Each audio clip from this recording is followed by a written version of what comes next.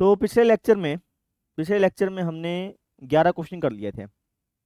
ठीक है, जिसमें हमने चैप्टर फर्स्ट से लेकर के चैप्टर 6 तक के इंपॉर्टेंट क्वेश्चन किए थे। आज हम करेंगे चैप्टर नंबर 7, 8 और 9, इन तीन चैप्टर के इंपॉर्टेंट क्वेश्चन करेंगे। ठीक है, ज़्यादा क्वेश्चन नहीं कराऊंगा, सिर्फ 5 ही क्वेश्चन मैं आपको कराने वाला हूँ। कौन कौन से 5 क्वेश्चन कराने वाला हूँ पहले वो दिखा देता हूँ, उसके बाद फिर हम स्टार्ट करते हैं। ठीक है, तो समाकलन वाले चैप्टर में से यानी कि चैप्टर नंबर 7 में से हम इस क्वेश्चन करने वाले हैं, जिसके अंदर हमें रूट के अंदर क्वाड्रेटिक दिया हुआ है। क्वाड्रेटिक की तो है, द्विघाती व्यंजक की तो है बेटा।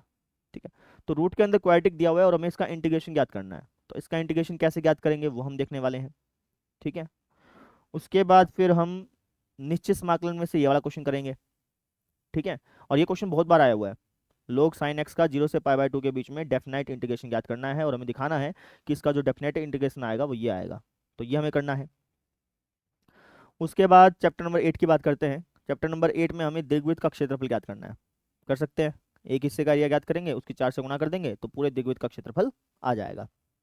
ठीक है, उसके बाद इस अवकल समीकरण को सोल्व करना है। कैसे करोगे? dy/dx को एक तरफ रख लेना, बाकी सब चीज़ों को दूसरी तरफ रख लेना।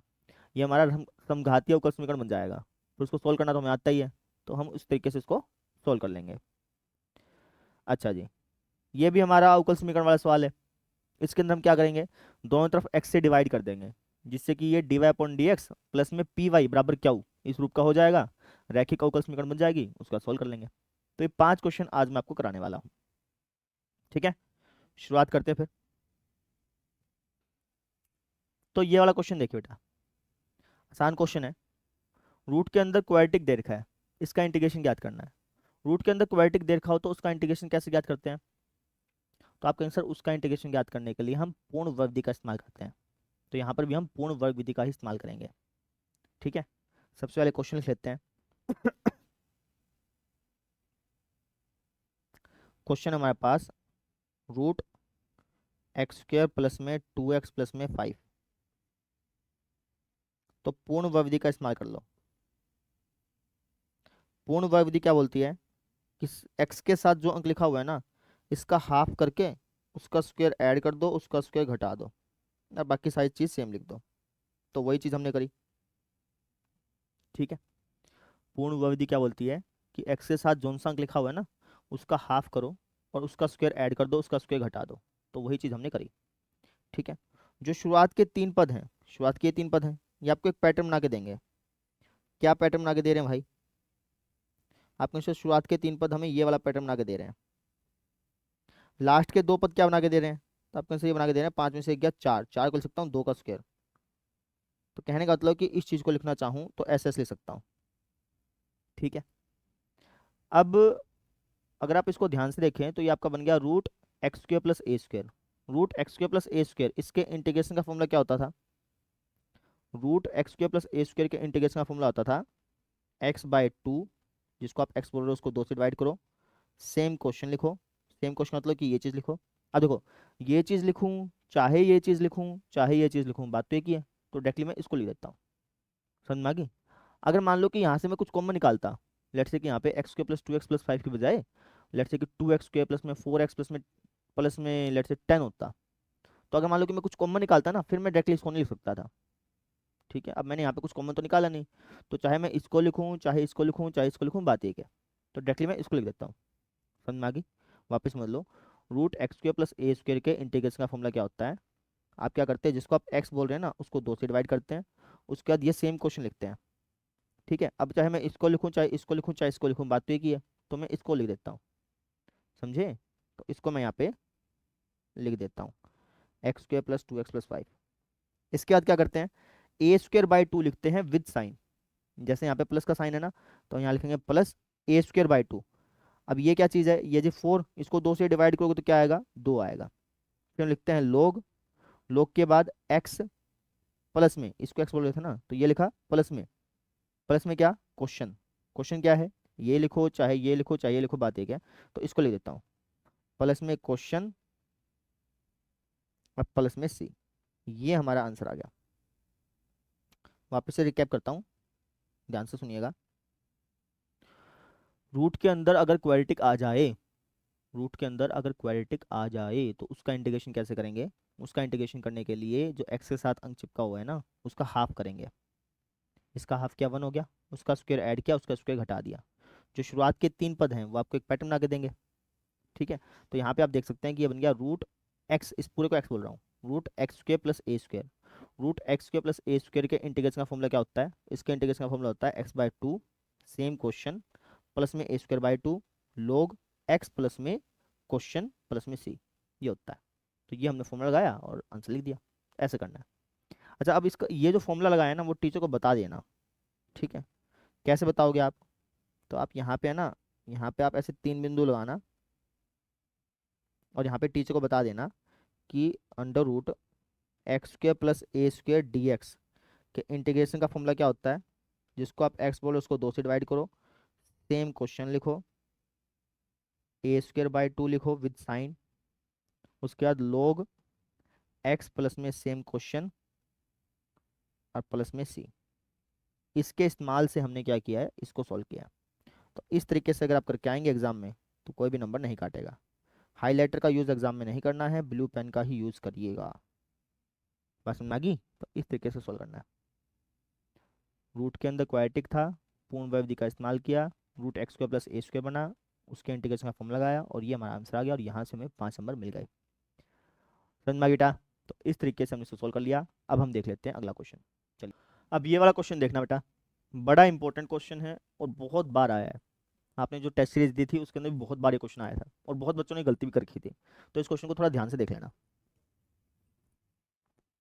देखिए, तो हमें डेफिनाइट इंटीग्रेशन याद करना है इसका, log sin x का। ठीक है, पूरी वीडियो पूरा देखना और उसके बाद लास्ट में जब मैं रिकैप करूंगा ना तब आपको अच्छी तरह से समझ में आएगा। तो अब इसका डेफिनाइट इंटीग्रेशन ये दिखाना है भाई, कैसे दिखाएंगे वो देखना। ये हो जाएगा 0 से π/2। सबसे पहले एक काम करो, 0 से a वाली प्रॉपर्टी लगा लो। 0 से a वाली प्रॉपर्टी आपको पता होगी, उसमें हम क्या करते हैं, जहाँ जहाँ x है ना वहाँ वहाँ a माइनस एक्स लिख देते हैं। अब a की जगह यहाँ पे π/2 है, तो जहाँ जहाँ x है वहाँ वहाँ पे मैंने π/2 माइनस एक्स लिख देना है। ठीक है, इसका रीज़न जरूर दे दें। आप कह दें कि भैया यहाँ पे हमने 0 से a वाली प्रॉपर्टी लगाई है, जिसमें क्या होता है कि भैया फंक्शन में जहाँ जहाँ x होता है ना वहाँ वहाँ हम a माइनस एक्स लिख सकते हैं। तो ये रीज़न आप बता दें। ठीक है, अच्छा जी, अब इससे क्या हो जाएगा, ये हो जाएगा 0 से π/2 log sin 90 minus theta. Sine 90 minus theta क्या होता है, कोस थीटा होता है। तो कुछ ऐसा बन गया। अब ये वाली चीज़ और ये वाली चीज़ सेम सेम सी दिखाई दे रही है ना? मन भी कर रहा होगा कि इनको जोड़ दें, तो इनको जोड़ दो। इसको मान लो समीकरण नंबर 1 और इसको मान लो समीकरण नंबर 2। अब समीकरण इसको समीकरण कब बोल सकते हो, जब यहाँ पे बराबर का निशान लगाओ। अब यहाँ पे कोई बराबर का निशान नहीं लगाना, तो आप यहाँ पे बराबर का निशान लगाओ। कैसे लगाओगे, आप यहाँ पे कहेंगे माना, इसको आई के बराबर मान लो, इसको आपने आई के बराबर माना, तो ये भी आई के बराबर हो गया और ये भी हमारा आई के बराबर हो गया। अब आप इनको समीकरण बोल सकते हो और अब आप इनको जोड़ सकते हो। ठीक है, तो आप कह दो समीकरण 1 व 2 को जोड़ने पर, समीकरण 1 व 2 को जोड़ने पर, तो अगर आप समीकरण 1 व 2 को जोड़ेंगे तो लेफ्ट हैंड साइड में आपको क्या दिखेगा, अपने सर आई प्लस आई यानी कि 2i दिखेगा। राइट हैंड साइड में क्या दिखेगा, राइट हैंड साइड में कुछ ऐसे दिखेगा, 0 से π/2 log of sine x plus में log ऑफ कोस एक्स, ऐसे जुड़ेंगे। ठीक है, अब यहाँ पे लगेंगी प्रॉपर्टीज। तो पहले इतना नोट कर लें आप, क्या किया है, 0 से a वाली प्रॉपर्टी लगाई, ऐसे बनाया, इन दोनों समीकरणों को जोड़ा, कुछ ऐसे बना। अब प्रॉपर्टीज का इस्तेमाल होगा, ये हो जाएगा 2i बराबर 0 से π/2 log m plus log n। log m plus log n की प्रॉपर्टी क्या होती है, log mn होती है। ठीक है, log m plus log n की प्रॉपर्टी क्या होती है बेटा, log mn होती है। इसको चाहे लिखना चाहें तो लिख भी सकते हैं। ठीक है, log m plus log n हो तो उसको हम ऐसे लिख सकते हैं, तो इसको मैंने ऐसे लिख दिया। अब हम यहाँ पे क्या करेंगे, ये जो चीज़ है ना इसको 2 से गुणा कर देंगे, 2 से डिवाइड कर देंगे। क्यों, ताकि एक फॉर्मूला बन सके। तो इसको मैंने 2 से गुणा कर दी, 2 से डिवाइड कर दी। क्यों, क्या ऐसा, ताकि एक फॉर्मूला बन सके। कौन सा फॉर्मूला, आप देखिए ऊपर ये जो चीज़ लिखी है इसको लिखना चाहूँ तो साइन 2x लिख सकता हूँ, है ना? तो इसके लिए हमने ऐसा किया, इसको मैंने लिख दिया साइन 2x और नीचे 2 का 2 लिखा रहने दिया। तो कुछ ऐसे बन गया। अब वापस से प्रॉपर्टी लगेगी किसकी, log m/n की।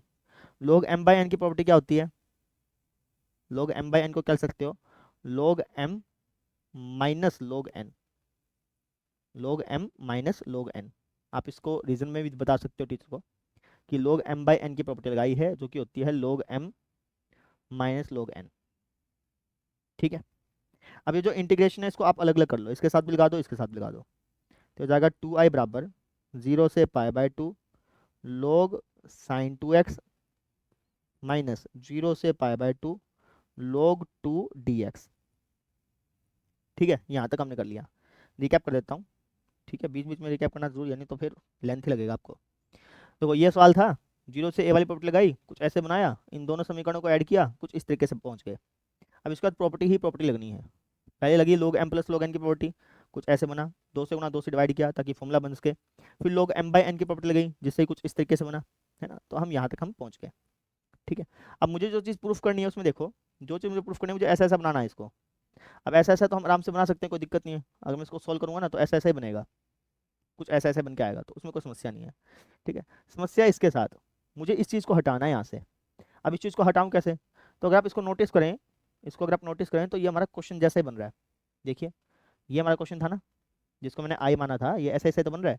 यहाँ पे भी 0 से पाई बाय 2 है, और यहाँ पे भी 0 से पाई बाय 2 है, यहाँ पे भी लोग है, और यहाँ पे भी लोग है, यहाँ पे साइन एक्स है, और यहाँ पे हमारे पास क्या है, साइन 2x है। ये दिक्कत दे रहा है बस, बाकी में कोई दिक्कत नहीं है, बस ये दिक्कत दे रहा है। अगर मैं कैसे ना कैसे करके यहाँ पे साइन 2x की बजाय साइन x बना दूँ तो हमारा काम बन सकता है। उससे क्या होगा कि अगर मैं साइन x बना दूंगा ना तो ये बन जाएगा हमारा, ये हमारा i बन जाएगा, i को उस तरफ ले जाऊंगा और जो चीज़ मुझे प्रूफ करनी है वो आराम से हो जाएगी। समझ में आ गई?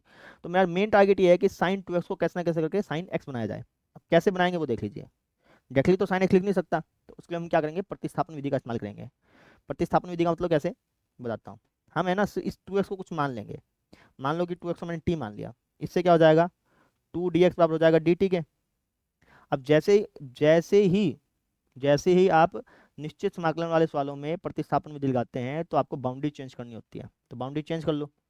ये जो बाउंड्री थी वो x की थी, तो जब x के लिए 0 है और जब x के लिए पाई बाय 2 है तो t की वैल्यू क्या होगी वो देख लो। जब x के लिए 0 है तो t के लिए क्या होगी, जब x के लिए 0 है तो t के लिए क्या हो जाएगी, 0 हो जाएगी। और जब x के लिए पाई बाय 2 है तो 2 से 2 कट गया, t के लिए क्या हो जाएगी, पाई हो जाएगी।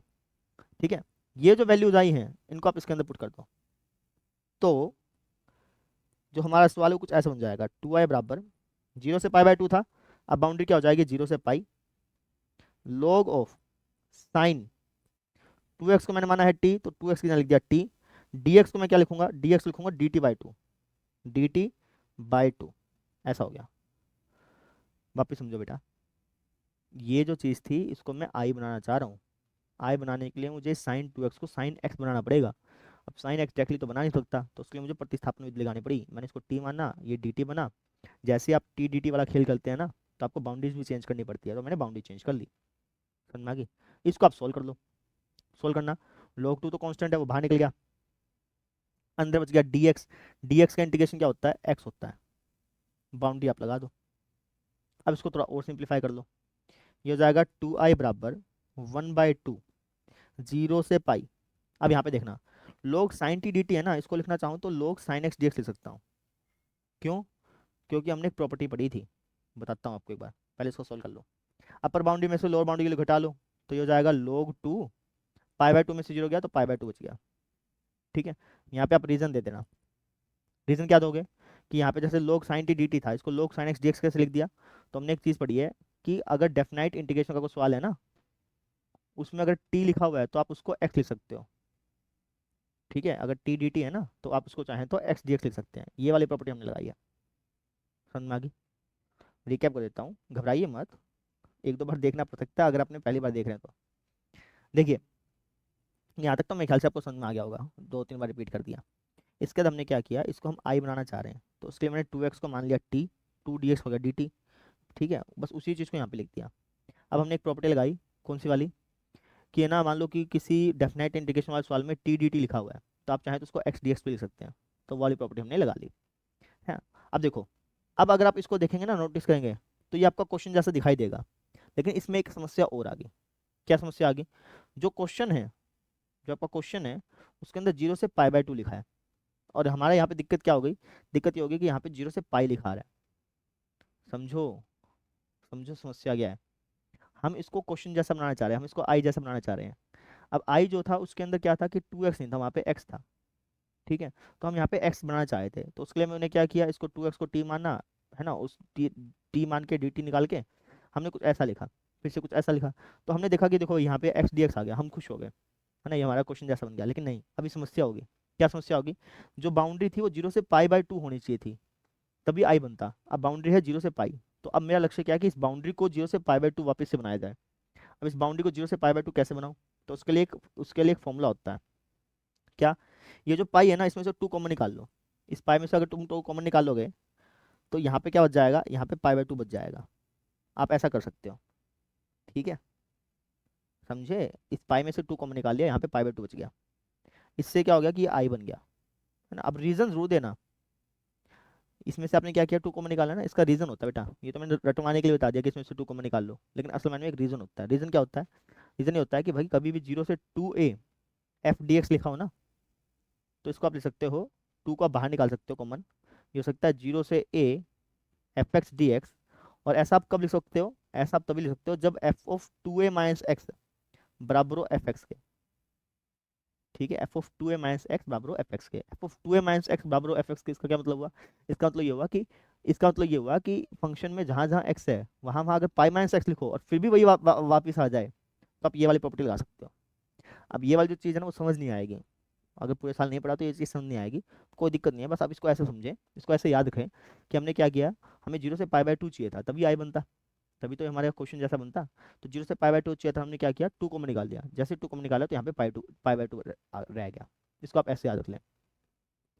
अब ये हमारा बन गया आई, ठीक है, तो ये हो जाएगा 2i बराबर, 2 से 2 तो कट गया, ये हमारा बन चुका है आई माइनस का पाई/2 log 2। इस आई को आप इस तरफ ले आए, तो 2i में से आई गया, आई बच गया, यहाँ पे क्या बच गया, माइनस का पाई/2 log 2। और यही हमें दिखाना था, हमें यही दिखाना था कि इसको सोल्व करने पे ये आंसर आएगा। तो ऐसे दिखा दिया, ऐसे करना था बेटा। ठीक है, रिकैप कर देता हूँ, ध्यान से सुन लें, नहीं दिख रहा कोई दिक्कत की बात नहीं है, सुन लें, सुनने पे फोकस करें। ये सवाल था, 0 से a वाली प्रॉपर्टी लगाई, ये कुछ ऐसे बना, इन दोनों समीकरणों को जोड़ा, जोड़ा तो कुछ ऐसे बना। फिर log की प्रॉपर्टी लगाई, log m plus log n, log mn होता है, 2 से गुणा 2 से डिवाइड किया, कुछ ऐसे बन के आया। फिर log m/n की प्रॉपर्टी लगाई, इससे कुछ इस तरीके से बना, इनको इंटीग्रेशन को स्प्लिट कर लिया अलग अलग। अब इसको मैं ना आई जैसा बनाना चाह रहा था, तो दिक्कत क्या थी कि यहाँ पे 2x लिखा था, तो मैं इसको x बनाना चाह रहा था, तो मैंने प्रतिस्थापन विधि का इस्तेमाल किया, उससे यहाँ पे x तो बन गया, लेकिन दिक्कत ये आ गई कि यहाँ पे जो बाउंड्री थी वो 0 से पाई बन गई, मुझे बाउंड्री चाहिए था 0 से पाई/2। तो उसके लिए मैंने क्या किया, 2 कॉमन निकाल लिया, 2 कॉमन निकाला तो बाउंड्री 0 से पाई/2 आ गई, ये हमारा आई बना। और ये जैसे आई बना, इसको यहाँ पे लेके आए, सोल्व करने पर जो हमें चाहिए था वो बन गया, ये जो चाहिए था बन गया। फिर तो इस तरीके से हमने सोल्व कर लिया। एक बार आप वापस से देख लें और इसको 2 से 3 बार निकाल लें, क्योंकि ये जो सवाल है अगर आपका बोर्ड में 8 नंबर का आएगा तो 8 नंबर का आ सकता है, नहीं तो 5 नंबर का आ सकता है। ठीक है ना, तो इस तरीके से करना था, मेरे ख्याल से आपको समझ में आ गया होगा। अब हम देखते हैं अगला सवाल, चलिए। अब ये वाला क्वेश्चन देखो भाई, ये आपका चैप्टर नंबर 8 से संबंधित क्वेश्चन है। ये दीर्घवृत्त दे रखा है, इसका क्षेत्रफल ज्ञात करना है। तो पहले मैं इसकी इक्वेशन लिख लेता हूँ। दीर्घवृत्त की इक्वेशन कुछ इस तरीके से देखिए, ठीक है। इसका ग्राफ बना लेते हैं साइड में, साफ सुथरा ग्राफ बनाना बेटा। तो इसका हम बना लेते हैं ग्राफ।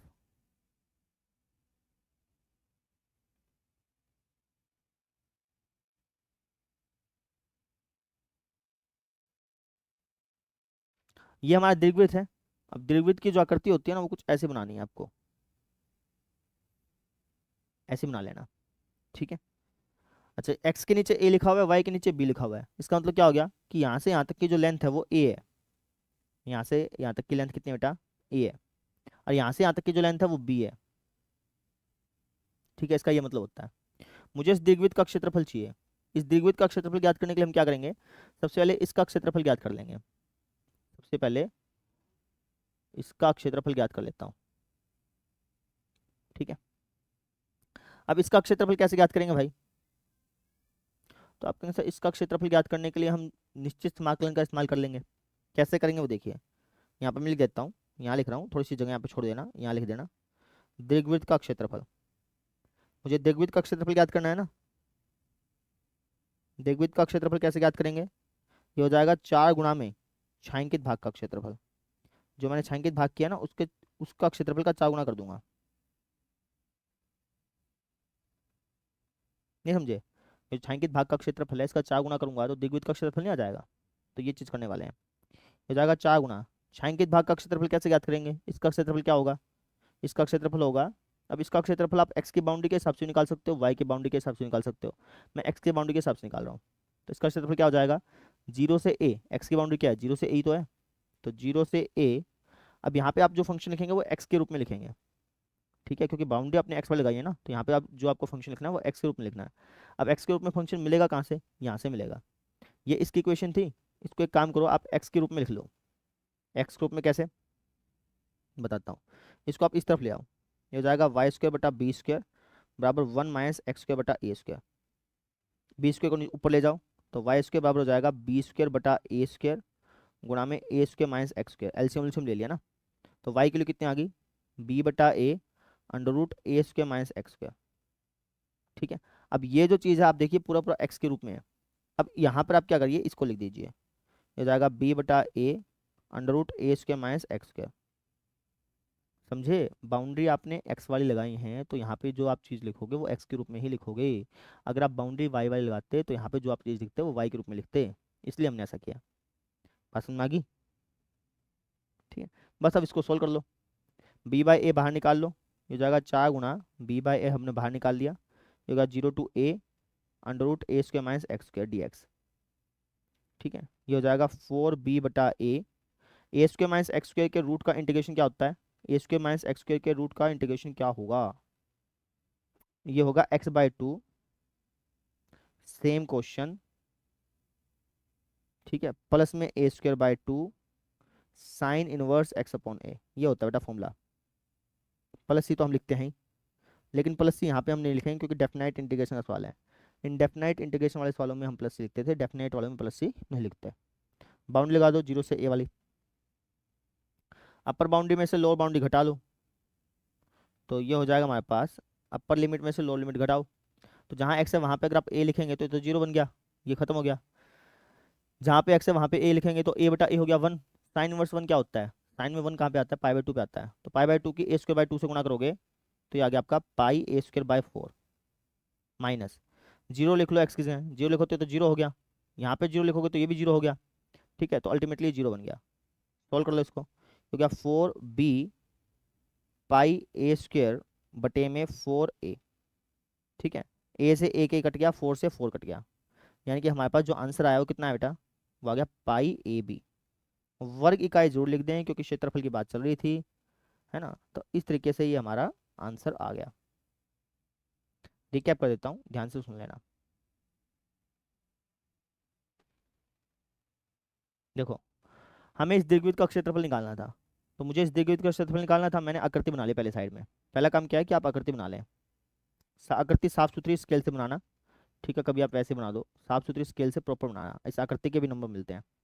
तो मैंने आकृति बना ली, मुझे इस दीर्घवृत्त का क्षेत्रफल चाहिए, तो मैं क्या करूंगा, पहले इसका क्षेत्रफल ज्ञात करके इसकी 4 से गुणा कर दूंगा, तो वही मैंने कहा, मैंने कहा भाई दीर्घवृत्त का क्षेत्रफल क्या होगा, जो छायांकित भाग मैंने किया है ना उसकी 4 से गुणा कर दो, तो 4 तो लिख दिया। छायांकित भाग का क्षेत्रफल कैसे आएगा, इसका क्षेत्रफल कैसे आएगा, तो 0 से ए वाली बाउंड्री है तो 0 से ए वाली बाउंड्री लगाई, ठीक है। अब 0 से ए वाली बाउंड्री लगाऊंगा तो यहाँ पे एक्स की बाउंड्री लगाई है, तो यहाँ पे जो फंक्शन लिखेंगे वो भी एक्स के रूप में लिखेंगे, तो यहाँ पे मैंने क्या किया, फंक्शन को एक्स के रूप में लिख दिया, बस बी बाई ए कॉमन निकाल लिया, इसका फॉर्मूला लगा दिया, अपर बाउंड्री की वैल्यू में से लो बाउंड्री वैल्यू घटाई और ये हमारा आंसर आ गया। तो इस तरीके से हमने इसको सोल्व करना था, मेरे ख्याल से समझ में आ गया होगा। अब हम देख लेते हैं अगला क्वेश्चन। अब ये वाला क्वेश्चन देखो भाई, ठीक है, ये अवकल समीकरण दे रखी है, इसको आपको सोल्व करना है। अब कैसे सोल्व करेंगे वो देख लेना आप, आसानी है। सबसे पहले इस अवकल समीकरण को लिख लेते हैं, x minus y d y minus x plus y d x बराबर 0। तो ये आपकी समघाती अवकल समीकरण है, ठीक है। आप ये सोचेंगे भाई एक्स वाई टर्म को अलग कर लूँ, वाई वाली टर्म को अलग कर लूँ, तो आप कर नहीं पाओगे, करके देख लेना, होगा नहीं। तो अब इसको करेंगे कैसे, इसको हम करेंगे ऐसे, देखो x minus y d y बराबर, इसको उठा करके इस तरफ ले जाऊँ, ये हो जाएगा x plus y d x, ठीक है, डी एक्स को नीचे ले आओ और इसको इसके नीचे भेज दो, तो ये कुछ ऐसा हो गया, d y upon d x एक तरफ ले आए और बाकी जो चीज़ थी उसको एक तरफ रख लिया। अब इसके बाद हम क्या करते हैं, इसके बाद हम कहते हैं कि यहाँ यहाँ f of x comma y क्या हो जाएगा, ये हमारा f of x comma y होता है, तो f of x comma y ये है, अब हम वैल्यू निकालते हैं f of lambda x comma lambda y की। तो जहाँ जहाँ एक्स है वहाँ वहाँ लेमडा एक्स लिख दो, और जहाँ जहाँ वाई है वहाँ वहाँ लेमडा वाई लिख दो। ठीक है, अब इसको सोल्व करो, करना जरा इसको सोल्व, थोड़ा छोटा कर रहा हूँ। ये हो जाएगा f of lambda x comma lambda y बराबर, ऊपर वाले में से लेमडा को निकाल सकते हैं, नीचे वाले में से लेमडा को निकाल सकते हैं, लेमडा से लेमडा कट जाएगा, 1 पे कटेगा, जो 1 होगा उसको मिल सकता हूँ लेमडा की घात 0। ठीक है, अंदर हमारे पास क्या हो जाएगा, अंदर हो जाएगा x plus y upon x minus y. ठीक है ना, साइड में लिख रहा हूँ। अच्छा, अब ये जो चीज़ है यहाँ पे जो बनी है, इसको हम क्या लिख सकते हैं, थोड़ा नीचे लिख देता हूँ। इसको हम क्या कह सकते हैं, इसको हम कह सकते हैं f of lambda x comma lambda y बराबर लेमडा की घात 0। ये जो चीज़ बनी है इसको लिख सकता हूँ f of x comma y. देखिए इसी के तो बराबर थी, तो इसको मैं लिख दिया f of x comma y. अगर आप f of lambda x comma lambda y की वैल्यू कुछ इस तरीके से निकाल देते हैं तो इसका मतलब ये होता है कि वो अवकल समीकरण है, समघातीय अवकल समीकरण है। तो आप कह दीजिए अतः यह समघातीय अवकल समीकरण है, अतः यह समघातीय अवकल समीकरण है। अब समघातीय अवकल समीकरण है तो अब इसको सोल्व करना पड़ेगा। समघातीय अवकल समीकरण को कैसे सोल्व करते हैं भाई, समघातीय अवकल समीकरण को सोल्व करने के लिए हम y बराबर वी एक्स मानते हैं। तो यहाँ पे लिख रहा हूँ, माना, आप नीचे लिखना बेटा, ठीक है, आप साइड में मत लिखना, मेरे को तो एक पेज में दिखाना है ना, तो इसलिए मेरे को यहाँ पे लिखना पड़ रहा है। अब हम क्या करेंगे, हम मान लेंगे क्या, y बराबर वी एक्स मान लेंगे। y बराबर वी एक्स मानेंगे तो d y upon d x क्या हो जाएगा, ये हो जाएगा v plus x d v upon d x. ये जो y और d y upon d x की वैल्यू है ना, इसको हम पुट करेंगे समीकरण नंबर 1 के अंदर, समीकरण नंबर 1 यानी कि इसके अंदर। ठीक है, इसको समीकरण नंबर 1 मान लिया। अब हम कहेंगे कि समीकरण 1 में रखने पर, समीकरण 1 में रखने पर, ठीक है, ये जो दो वैल्यूज आई इसको आप समीकरण नंबर 1 के अंदर रख दो, यानी कि आप इसके अंदर रख दो, इसके अंदर कह रहा हूँ, है ना। तो इसको कॉपी पेस्ट कर लेता हूँ। तो अब मैं इन दोनों वैल्यूज को इसके अंदर रख दूंगा।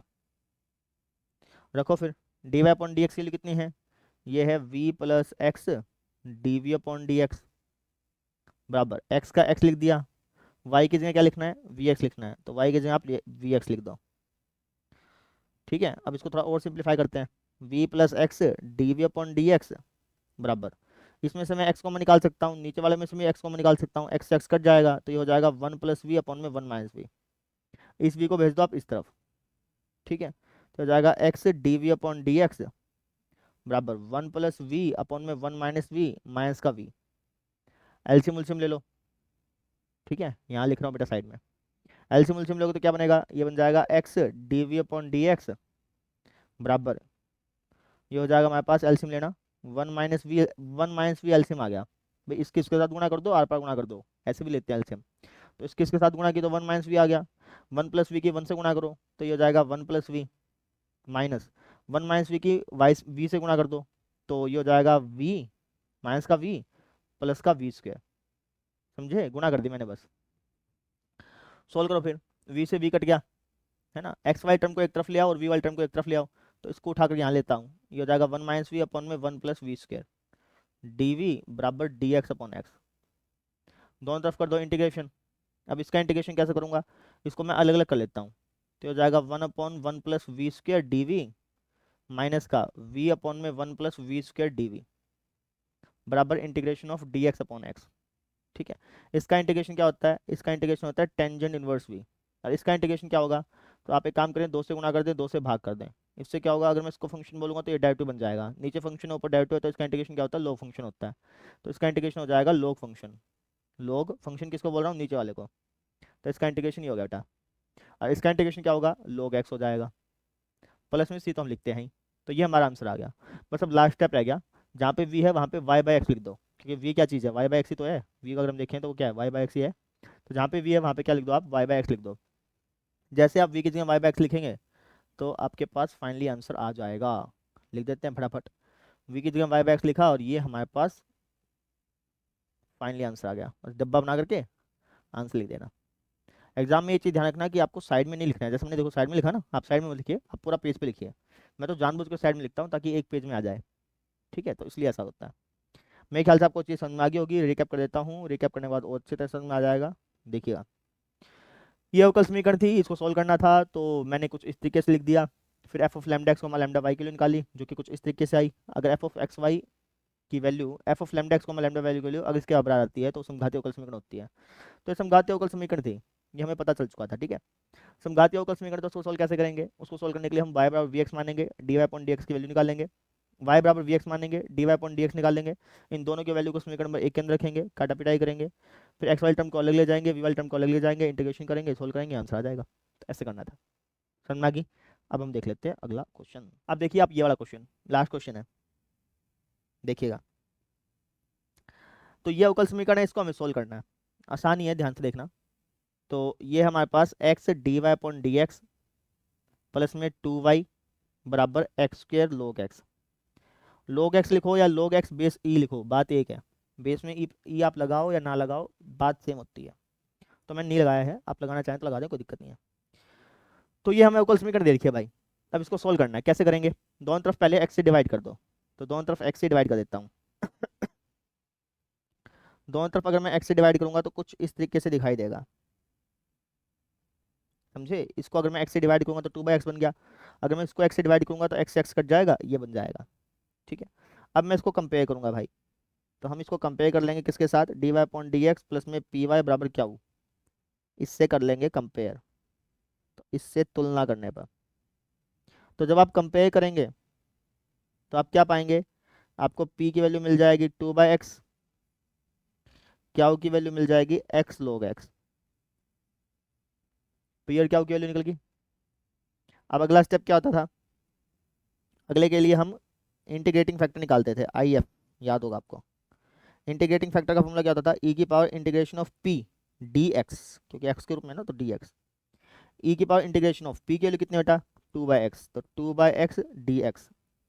ये हो जाएगा e की पावर इंटीग्रेशन ऑफ 2 को अगर मैं बाहर निकाल लूँ तो 1/x हो गया। 1/x का इंटीग्रेशन क्या होता है, log x, तो हो जाएगा 2 log x, ठीक है ना। इंटीग्रेशन कर लिया ना, तो इंटीग्रेशन का सिंबल हटा दो।